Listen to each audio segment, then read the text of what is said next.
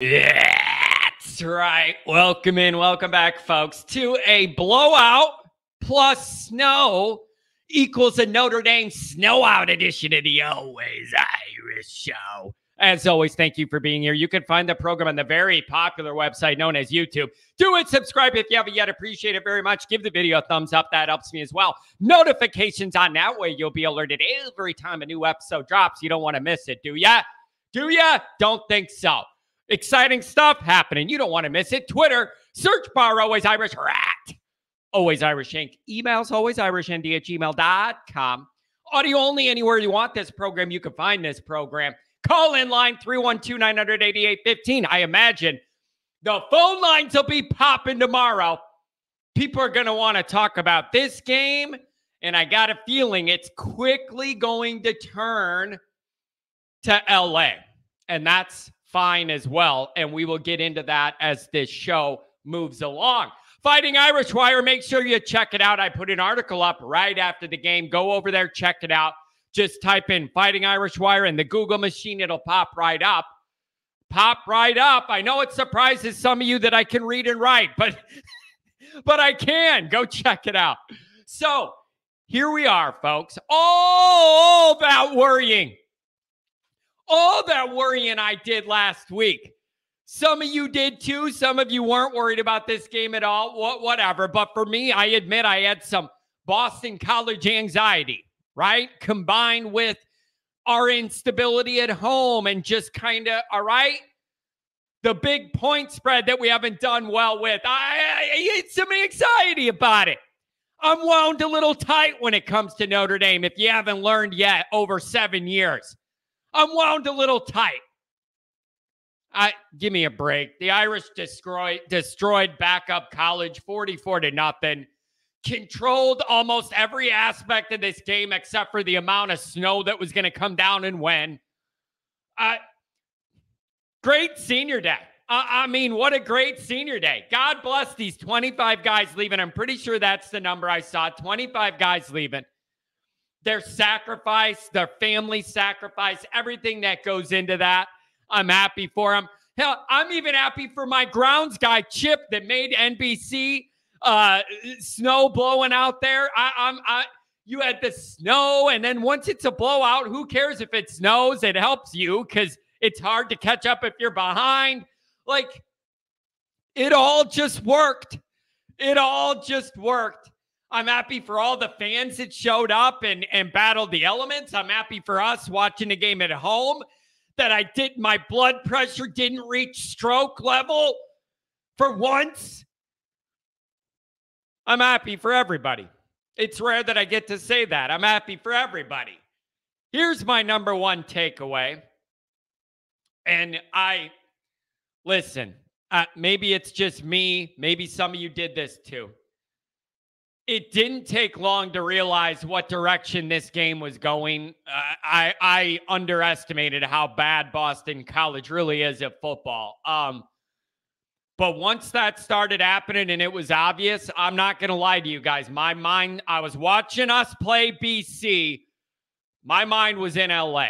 Once it was obvious that this was not a contest, which did not take long, I don't have that personality where I could just sit there and enjoy us punching on a bag of seed all night. I started thinking about LA once I knew that this isn't it, John, for you to worry about. I started thinking about LA. That this is a big, I'm not turning this show into a USC preview show. We have the whole week for that. I'm just telling you, that's how big that is. That's how important it is to everybody and me. Very quickly, I started thinking about LA, not BC. And so we'll get to that throughout the week. All right. And we'll also get into, USC's game with UCLA. Their offense is dangerous. There's just no defense. Like it's going to be something interesting in LA. Contrasting styles, how each team wants to dictate this game and make the gameplay look. Our version's the opposite of theirs. Whose will is going to make and force the game to look the way they want. It's going to be a big deal, folks. So all eyes now point to LA. Notre Dame has got to lock in and ride this momentum. All right. Hey, cover that spread. I was giving people a hard time. How can you bet on Notre Dame to cover a 20 and a half point spread? No problem. That's why I don't bet.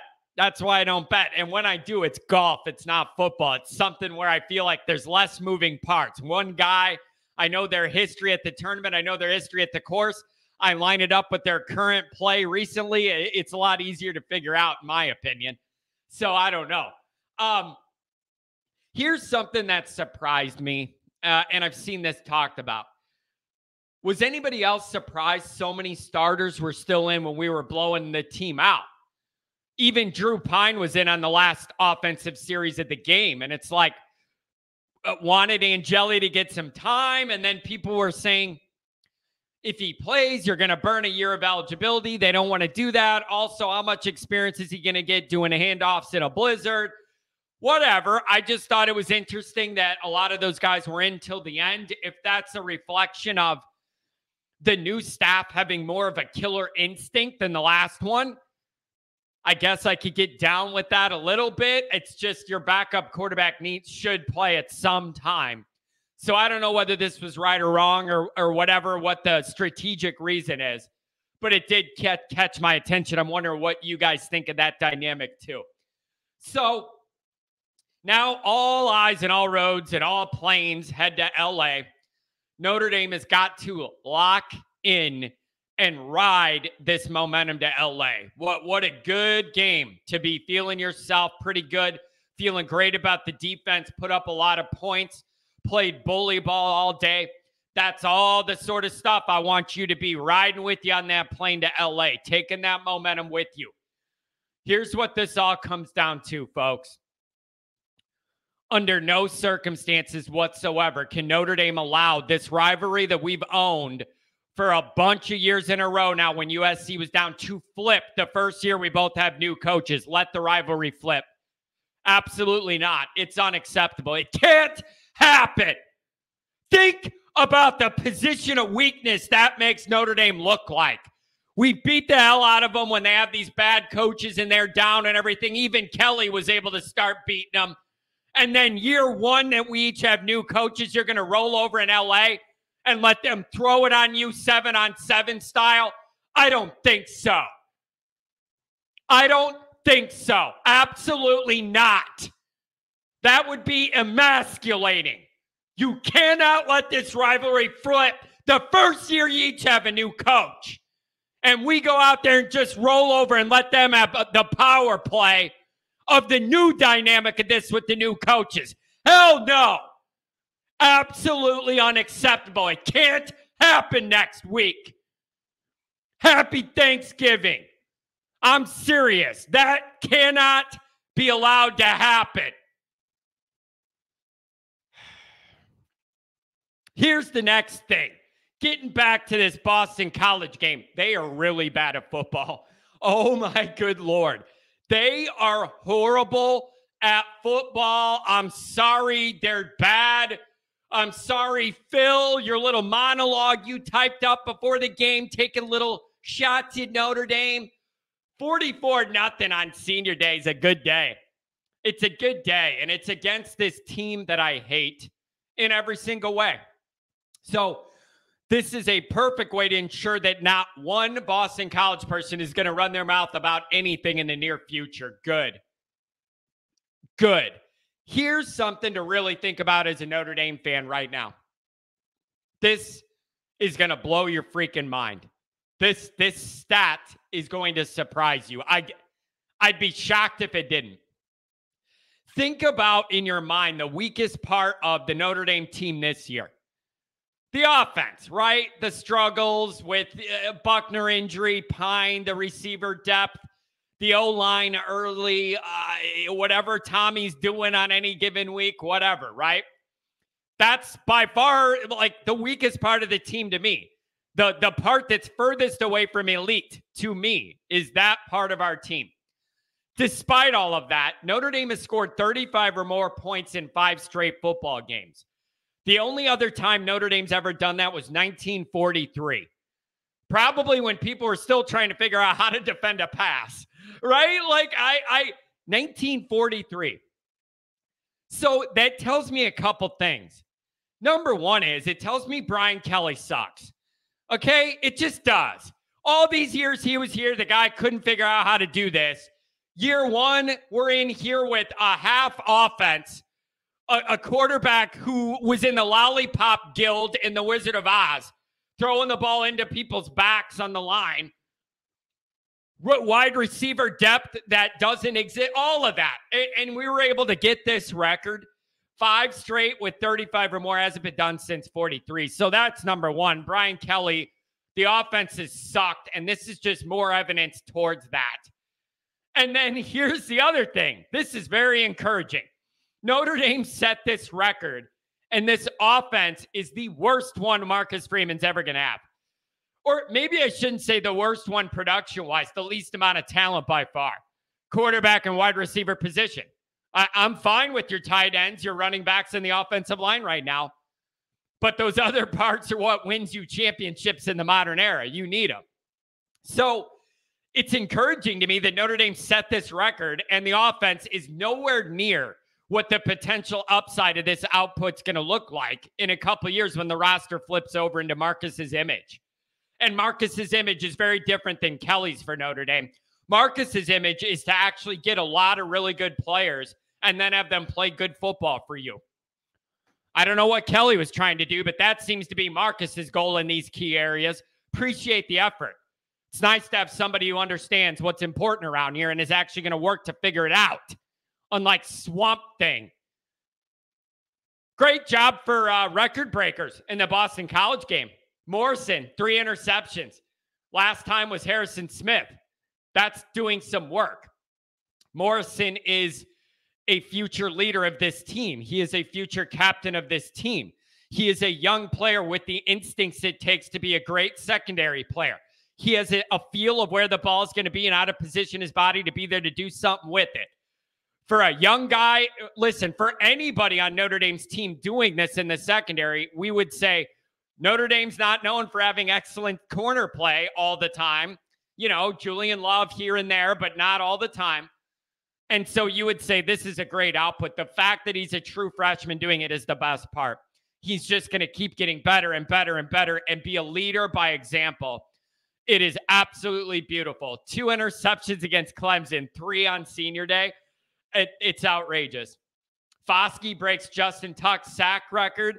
That was awesome too. Mayer becomes only the 13th ball catcher in Notre Dame history with 2,000 receiving yards, and he did it as a tight end. Only 13 guys have done it at Notre Dame. He did it as tight end, not even as a wide receiver. Great accomplishments by all those guys. I'm glad they were able to do it in front of the home crowd, all that. But I'd be lying if I said the Morrison one didn't excite me the most, because he's still got time left at Notre Dame. It's not, oh, you did great, now you're gone. It's, oh, you're doing great, and you should keep getting better. That's the one that should excite us all more than anything else. So, like, if you want to nitpick the BC game, you can. We had a muff in a blizzard. You know, passes called early when I think runs would have done just fine, as they already were. Pine with the batted pass. He has 11 of those, by the way. In case you're wondering if you're overdoing that, like, no. He has 11 batted passes, 3 turned to interceptions, and has the second most batted passes in the entire world of college football. The worst guy has 12. We have 11, and 3 of them turn into interceptions. That's not big-time quarterbacking, folks. It's just not. That is like the most basic thing, and it's a struggle. It is what it is. He tries his butt off. He is just so limited. It's just you can't overcome the limitations when one of them is you're just short and not fast and not big and not strong enough. Like, you can't overturn that unless your kid turn into Superman overnight.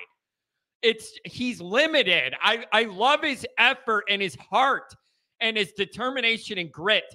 He's just too limited to take Notre Dame where they need to be long term. I'm not trying to be rude. I'm just stating a fact. It's an objective fact. So you can nitpick little stuff if you want, man, but 44-0, give me a break. Groupie, 3 for 3 field goals, 5 for 5 extra points. I like that in harsh weather, given that I feel like he's been a little inconsistent lately with field goals. I really like seeing that. That could come into play in LA next week. You can't leave any points out there. Looking at the stats, what a freaking joke. Boston College is so bad, and I love it. Just shut all of these people up and their accent and just their inferiority complexes. Just go away and shut up. You're not good at football, so just go away. O-line U, yes, sir. 281 yards, 7.5 per carry, 4 touchdowns. Long of Diggs, 51 to start the game. Beautiful. Beautiful. What a great way to start the game. We said it's going to be cold. How do you get the fans engaged? Have a hot start. How about play one right up the giggy? Love it. Love it. Right up on ya. See ya. Love it. Okay. All the backs doing their thing. All 3 of these guys are meshing with the offensive line. Great. Those 2 groups are in rhythm and in sync, and it's beautiful. Diggs, 122.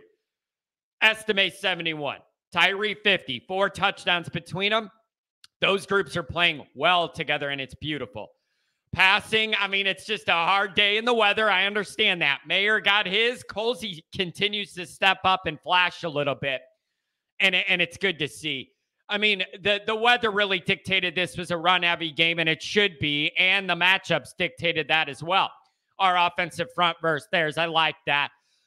Pine, 13 to 25, 156. He's just limited, folks. I'm not saying what I'm going to say next to be rude to Drew Pine. I'm saying it as somebody who knows what it takes to get Notre Dame to the next level. Bide your time with Pine. Like, bide your time. And by that, I'm kind of saying find a way to win the next 2 games with them, and we move on to higher upside after that in the Freeman era. I'm not trying to be rude. I'm, and some people will say, but John, look at how many games he's winning as a starter. I get that. You could go that route if you want in defense of Pine being the starter moving forward. I am not going there. I know right now you're not winning anything that matters to anybody in this fan base with Drew Pine as the Notre Dame quarterback. It's not going to happen. That dictates my entire mindset. I'm sorry. It's just a fact. It's just a fact. Okay. So that's kind of how I see things there. On defense, ultra impressive.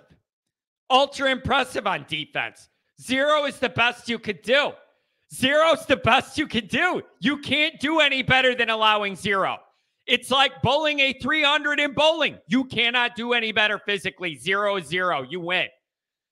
0 is 0. And that's pretty perfect. And I like perfection. I'm like Frank Leahy when it comes to Notre Dame. Things that aren't perfect keep me up at night. That's the expectation. So 0 is 0. Shutting a team out, it's just humiliating. Like it really is. When you shut a team out, it is the ultimate humiliation for them, the ultimate emasculation. It means that you couldn't do anything. You're a total failure. Nothing you did worked.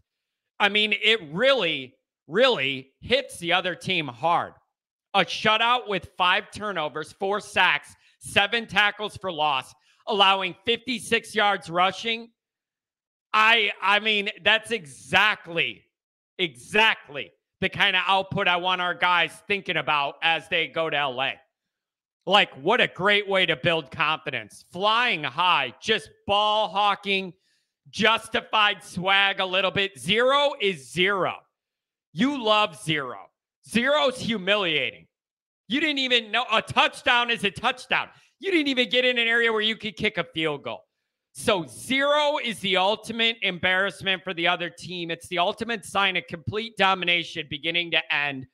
And you love to see it. Humiliating a hated opponent like this is a big deal. Humiliating a budding rival that everybody respects like Clemson is a big deal. There are wins and then there's domination. They're different. You love to see it. Total yardage, 437 Notre Dame, 173 BC. What a joke.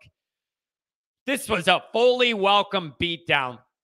Notre Dame is so close to pulling off an amazing turnaround from their third loss by October 15th to beating Clemson and having a shot at 9-3 and potentially 10-3, knocking off playoff contender USC to finish it, that is Notre Dame seriously trending in the right direction.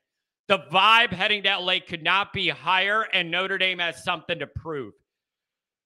This matchup in LA is a big deal, folks. You got to get this. You got to get this. I already went off on my little mini rant. Under no circumstances for recruiting or just bragging rights or anything else can Notre Dame afford to let all of America see this rival flip just because there's new coaches year one and then all of a sudden USC has the power in the relationship. Absolutely cannot happen. 100% not. No, cannot happen. So that's kind of where we're looking. Here's the big takeaway that everything that's happened this year as we're sitting on entering the last game of the year, the regular season. This goes for good and bad things that have happened this year. Think of the lowest of the lows. Think of Stanford. Think of Marshall not being able to do anything against Ohio State in the second, whatever you want to think about bad. Then think about the good. You know, BYU, North Carolina, this blowout, obviously Clemson, whatever. Consider it all this year. Let it all marinate in your brain. All of it. The good, the bad, the middle, whatever. Understand 100% as a fact. Whatever you're seeing this year, it's out of Freeman's worst team he's ever going to have at Notre Dame. Every Notre Dame team Freeman's going to have moving forward is going to have more talent and be well-rounded and a deeper program than what we are right now. That's the biggest takeaway from all this. Marcus Freeman's already shown me more upside than Brian Kelly did in over a decade. I love this feeling. Beat USC, win the bowl game, close out the recruiting class strong, and then let's rock, baby. That's the roadmap. All right? But that's my big takeaway. All of it this year, the good and the bad. I'm understanding this is his worst team. And he is showing me that there's a lot more out there for Notre Dame than there was before under the last guy. I've already seen enough to believe that. So happy for all the guys going out. Got a big win. Everybody had fun in the snow. Now it's just to live and die in LA. As the famous poet Tupac once said, to live and die in LA. It's the place to be and everybody wants to see. Let's get this win, folks.